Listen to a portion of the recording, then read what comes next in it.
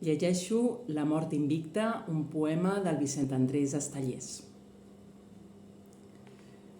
Trontollaven els trens, els miserables trens creuant tota la nit, plens de morts, d'ofegats, amb aquell llum groguenc en totes les finestres, un estrèpit de ferros, els trens perdent llistons, els miserables trens que creuaven la nit, les llomes de la guerra blavoses amb la lluna, tots els morts de la guerra, desenterrats, desfets, el ventre petulant de la recent casada entre tanta misèria, entre tant d'estupor. El melic graciós, el ventre de 6 mesos, tots els morts de la guerra, tots els morts de la terra, els miserables trens que duien els ferits, els miserables trens que creuaven la nit, amb un cruixir de ferros i un cruixir de llistons, venes plenes de sang, aquells pèls plens de sang.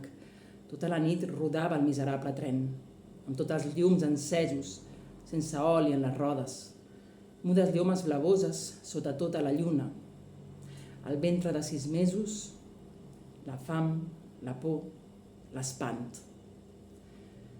Un silenci, una pols, l'amarga polseguera.